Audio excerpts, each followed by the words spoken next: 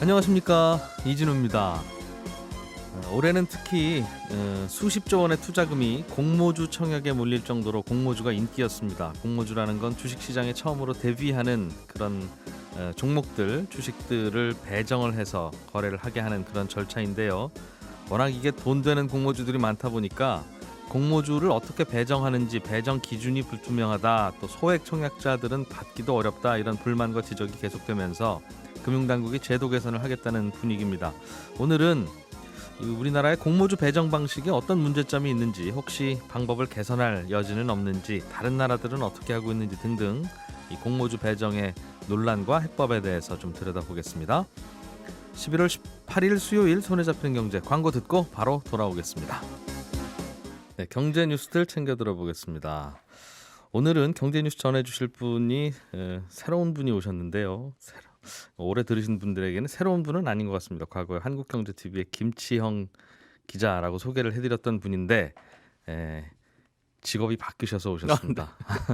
자산운용사 에셋플러스의 김치형 팀장님, 경제뉴스 큐레이터라는 새로운 직업군을 만들어 보겠다고 하셔서 네. 저희가 기대가 큽니다. 어서 오십시오. 네, 안녕하세요. 반갑습니다. 네, 당분간 그럼 김큐라고 불러드리겠습니다. 아, 좋습니다.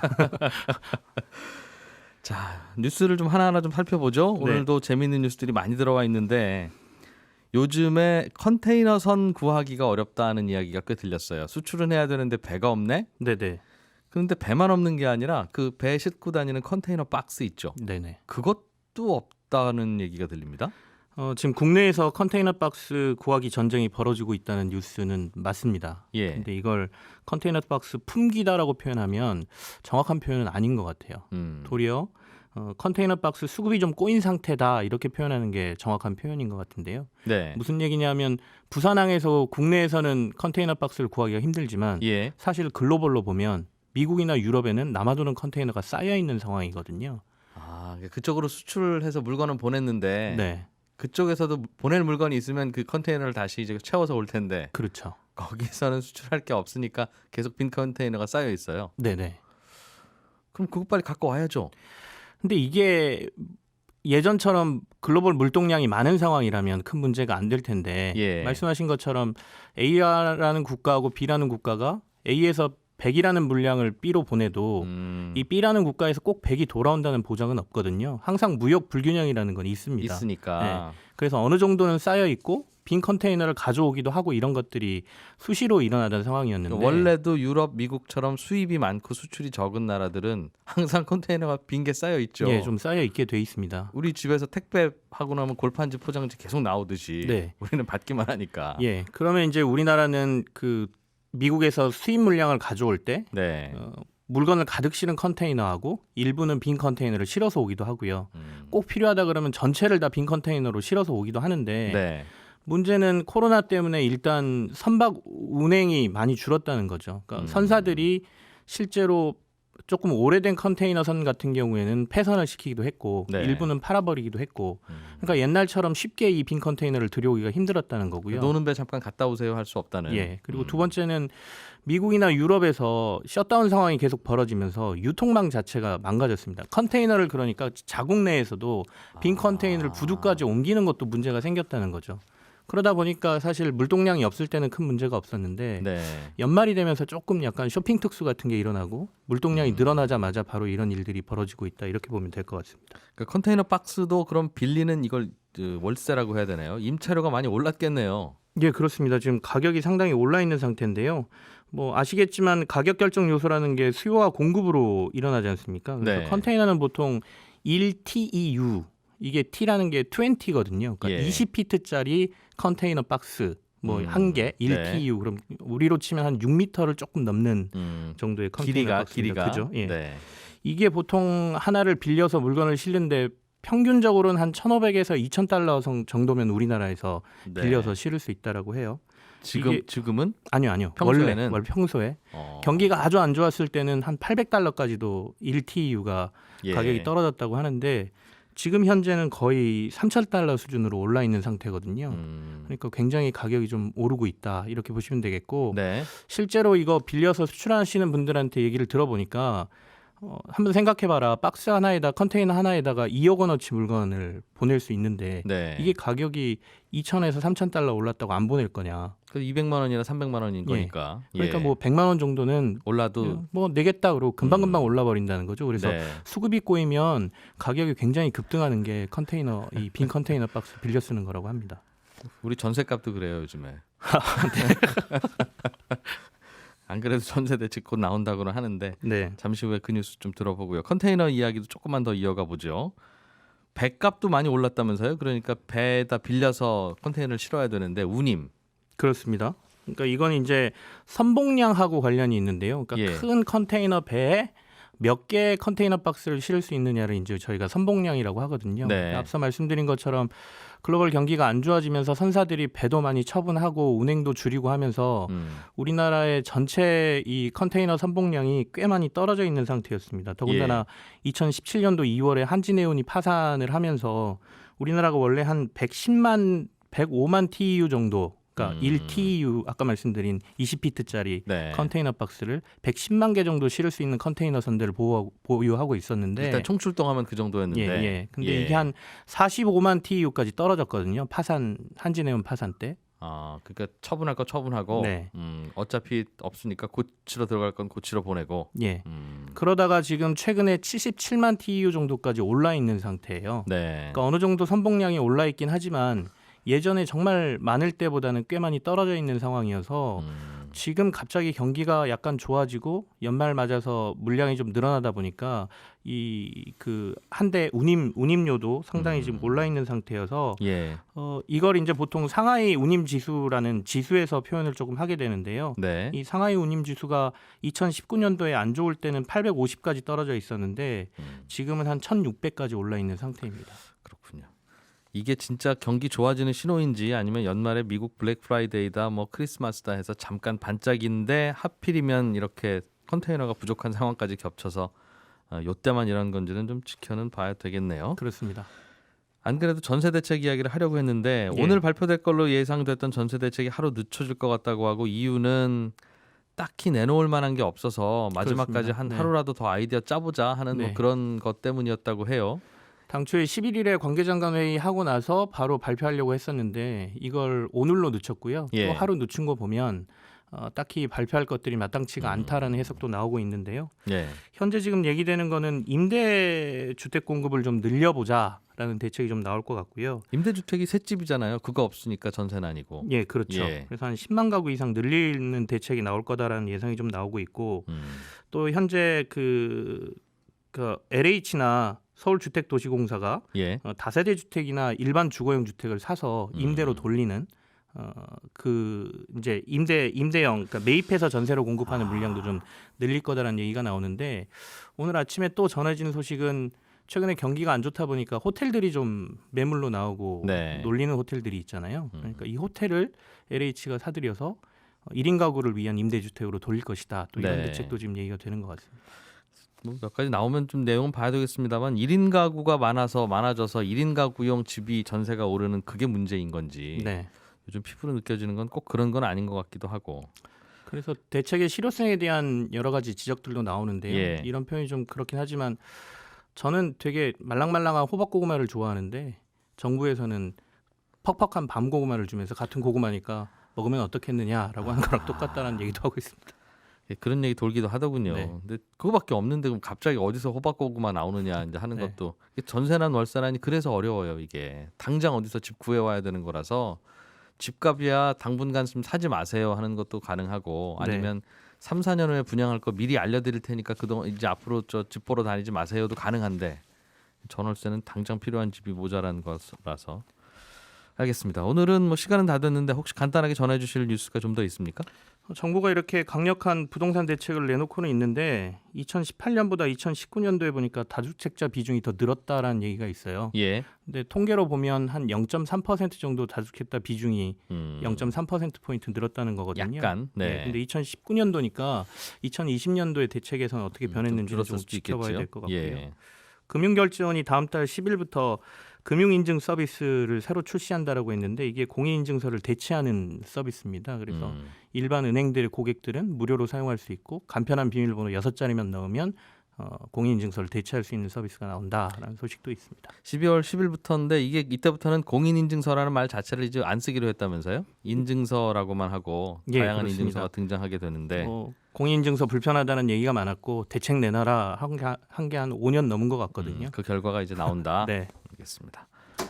에셋플러스의 김치영 팀장이었습니다. 고맙습니다. 네, 감사합니다. 알아야 될 것들 많이 안내를 해주고 눈높이에 딱 맞는 만인의 경제 과외 선생님.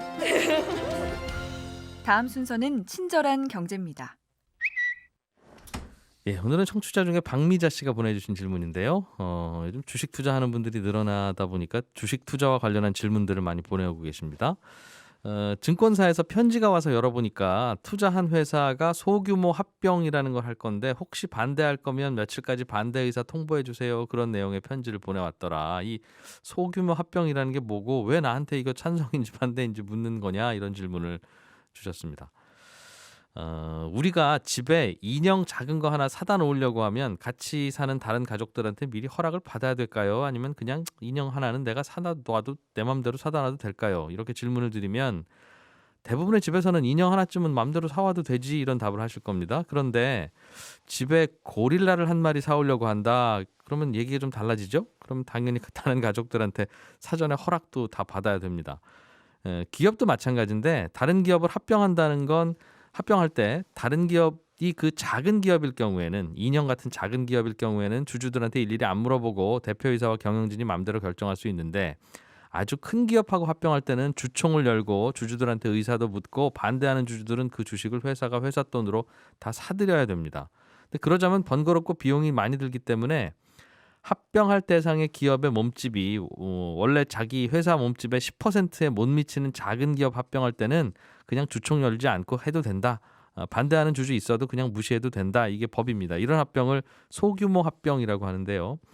근데 이렇게 소규모 합병이라도 혹시 반대하는 주주가 많지는 않은지 물어는 봐야 됩니다. 왜냐하면 물어봤을 때 전체 주주의 20%가 아이고 나는 반댈세 그러면 그때는 할 수 없이 진짜 정식 주주총회를 열고 소규모 합병이지만 반대하는 주주들 주식은 돈으로 사들여야 되거든요. 그래서 소규모 합병을 할 때도 혹시 반대하는 주주가 있는지 전체 주주의 몇 %인지 미리 조사해야 되는데요. 아마 받으신 편지는 이제 그 조사하는 절차에 따라서 의사를 표시해 주세요. 증권사에다 통보해 주세요. 아마 그런 내용일 겁니다. 주식 투자하는데 이런 것까지 알아야 되나 싶지만 아셔야 될 게 좀 있죠. 친절한 경제였습니다. 네, 공모주 투자 열풍이 한때 뜨거웠죠. 앞으로도 좋은 주식 나오면 뜨거울 텐데 문제는 이렇게 좋은 공모주가 꽤 또 싸게 분양되는 경우가 있어서 저렇게 좋은 건 왜 나는 안 주나 나는 왜 못 들어가나 하는 불만들이 꽤 있는 것 같습니다. 최근에 이런 문제를 개선하기 위해서 토론회가 열렸는데요. 여기에 참석하신 성균관대학교 경영학과의 송교직 교수를 전화로 연결해서 몇 가지 좀 여쭤보겠습니다. 송 교수님. 네, 안녕하세요. 예. 지금은 공모주를 이제 개인들한테 이른바 돈 많은 분들한테 많이 드리는 그런 방식으로 나눠주고 있는데 개인들은 당연히 불만이 있을 것 같습니다. 네, 우리나라에서 공모주 배정 데이터를 보면 평균적으로 우리 사주조합의 20%, 기관 투자자의 60%, 개인 투자자에게 20% 정도 배정하고 있습니다. 이 중에서 개인들에게 배정된 물량은 청약 증거금에 기반한 비례 방식으로 배정하고 있습니다. 예. 특히 최근에 청약 경쟁률이 올라가면서 1억의 청약 증거금을 내도 몇 주밖에 못 받는 그런 사례들이 나오고 있거든요. 예. 당연히 개인 투자자들은 불만이 많은 것 같습니다. 전체 공모주의 60%를 받아가는 기관들은 어떤 기준으로 받아갑니까? 기본적으로 기관들에게 배정된 60%의 물량은 수요 예측에 참여한 기관들에게 가격 발견 기능이 뛰어나다고 생각하는 기관들에게 주관사가 임의로 배정하고 있습니다. 우리나라에서는 하이힐드 펀드의 10%, 코스닥 벤처 펀드의 30% 우선 배정하는 제도도 운영하고 있습니다. 그러니까 60 중에 하이힐드 이른바 약간 신용도 떨어지는 채권들 운영하는 펀드에 한 10% 주고 한 30%는 코스닥 벤처 펀드 운영하는 펀드에 주고 나머지는 다른 기관한테 가는데 그 배정하는 건 특별한 기준은 없다 그 말이군요. 나름대로 주관사가 가격 발견 기능에 공헌한다고 생각하는 그런 기관들에게 예. 배정하는 권한을 갖고 있습니다. 그러니까 그거 이제 우리 연말에 팀장님이 인사평가하는 거하고 비슷한 왜 그랬는지 따지면 참 답답한 그런 기준이라는 거잖아요. 가격 발견 기능에 공헌한다고 생각하는 주관사 나름대로의 기준을 갖고 있는 것이죠. 그래요. 다른 나라들도 공모주 나눠주는 방식이 이와 비슷합니까? 어때요? 크게 공모주를 배정하는 방식은 수요 예. 예측제, 고정 가격제, 그리고 옥션이라고 하는 경매 세 가지 방법이 있는데요. 대부분의 나라에서 수요 예측제가 일반적입니다. 우리나라는 수요 예측제와 고정 가격제를 혼합한 제도를 쓰고 있는 반면에 예. 선진국 대부분 나라는 순수 수요 예측제가 일반적입니다. 그래서 주관사의 역할이 그런 나라에서는 더 크거든요. 그래서 주관사가 가격 최종 공모가도 결정을 하고 배정의 권한도 다 갖고 있습니다. 수요 예측제라고 하는 건 어떤 제도예요? 주관사 입장에서는 일단 공모가를 정하기 위해서 예. 밴드 구간을 먼저 정하거든요. 그건 주관사가 그거를- 정하고 예. 예. 그걸 가지고 이제 로드쇼라고 하는 기관 투자자에 대한 IR 같은 설명회를 열게 됩니다. 네. 그 설명회에 참여한 기관 투자자들이 자기가 생각하는 공모주의 적절한 가격 그리고 그 가격에 몇 주를 사게 되는지를 다 적어내게 됩니다. 예. 그런 수요 예측에 참여한 정보를 모두 모아서 최종 공모가를 주관사가 정하게 되는 제도를 말합니다. 일단 주관사가 정하고 그거의 반응을 주변 기관들에게 물어보고 그래서 예. 최종적으로 정하고 그 정한 가격과 물량을 임의로 기관들에게 나눠주고 예, 그게 수요 그렇습니다. 예측제군요. 예. 고정 가격제는 뭐예요, 그럼? 고정 가격제는 이제 우리나라 개인들에게 적용되는 제도라고 보시면 돼요. 그래서 예. 우리나라는 기관들을 대상으로 수요 예측을 실시해서 최종 공모가를 정하지 않습니까? 예. 그러면 그 공모가가 정해짐에 따라서 우리나라는 개인들은 그 가격을 알고 예. 그 최종 공모가를 알고 몇 주를 살 건지만 청약에 임하게 되는 것이죠. 아, 그거를 고정 가격제라고 알겠습니다. 합니다. 그래서 교수님께서 우리나라는 혼합되어 있다라고 하는 게 기관들 나눠줄 때는 수요 예측 제도와 비슷한 걸 적용하고 개인들한테 나눠줄 때는 고정 가격 제도로 활용한다. 그래서 그렇게 이름을 붙이시는군요. 예, 그렇습니다. 그러면 경매 제도라고 하는 건 그냥 추측해 보기에는 비싼 가격 내겠다는 분에게 많이 주거나 우선해서 주는 이제 그런 방식일 것 같은데 그렇게 운영하는 겁니까? 그 예가 2004년 구글이 IPO를 할 때 적용되었는데요. 예. 구글은 2004년에 기업 공개를 하면서 미니멈 가격만 정했습니다. 그리고 미니멈 가격이 있고 몇 주를 팔 것인지 그것만 정해놓은 상태에서 네. 모든 투자자에게 자기가 생각하는 가격과 그 가격에 몇 주를 살 건지를 적어내게 만들었거든요. 예. 그리고 나서 그 특정 가격 이상으로 써낸 물량을 다 합해서 그 물량이 자기들이 팔 물량과 같은 지점에서 최종 공모가가 정해지게 만들고 그 이상을 써낸 투자자들에게는 그 가격에 모두 사게 배정을 했습니다. 그걸 우리가 알겠습니다. 더치 옥션이라고 합니다. 알겠어요. 그러니까 가격과 물량을 써내면 이른바 커트라인이 만들어질 텐데 그러면 커트라인보다 더 비싼 가격 써낸 분들은 커트라인 가격에 줬다 그 말이군요. 네, 그렇습니다. 우리나라도 저도 그 얘기 들으면서 이렇게 하면 그냥 간단할 것 같은데 왜냐하면 우리가 불만을 갖는 이유가 이게 불공평하고 불공정하다고 생각되니까 그러는 거 아니겠어요? 원래 수익이라고 하는 건 리스크를 많이 건 쪽이 많이 가져가는 거에 대해서는 우리가 아무 불만이 없는데 이 공모주는 그냥 받으면 돈 되는 게 뻔한데 아무도 리스크를 안 건 상태에서 저 친구들은 많이 받아가는 것 같으니까 그게 억울한 건데 그냥 공모 방식으로 방금 설명해 주신 공모가 경매 방식으로 하는 게 혹시 단점이 좀 있습니까?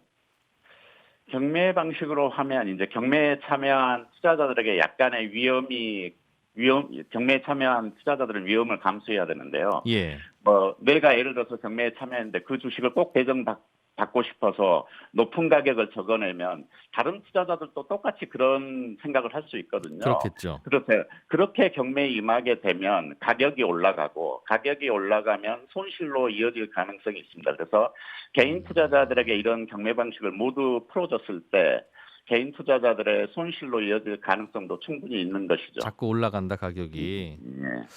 글쎄요. 그럴 수 있을 것 같은데 뭐 기관들도 참여하게 하고 또 생각보다 높은 가격에 낙찰이 됐으면 또 저는 포기하겠습니다라고 하면 또 다음 순서 이렇게 할 수 있잖아요. 보통 입학 시험 보고 나서도 합격해도 안 가는 경우는 또 다음 순서가 합격하니까.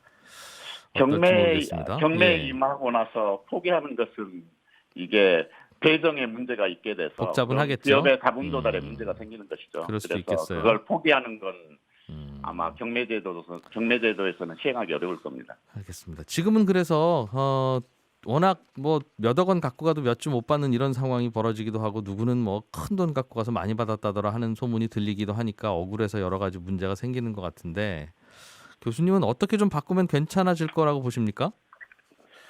일단 공모주에 직접 투자하는 개인들에 대한 대책보다는 공모주에 대한 개인들의 간접 투자를 유도해야 된다고 생각을 합니다. 그래서 현재 코스닥 벤처펀드의 30%, 예. 하이힐드 펀드의 10% 공모주를 우선 배정하는 규정을 적용하고 있는데요.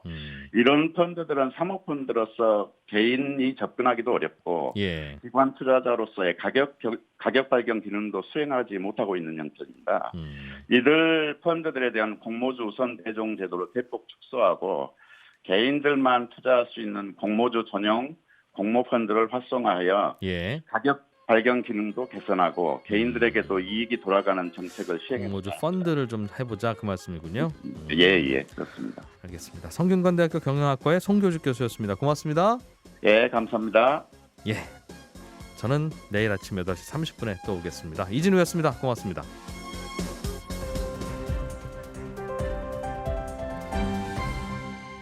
경제를 생각하는 사람들의 즐거운 습관. 이진우의 손에 잡히는 경제.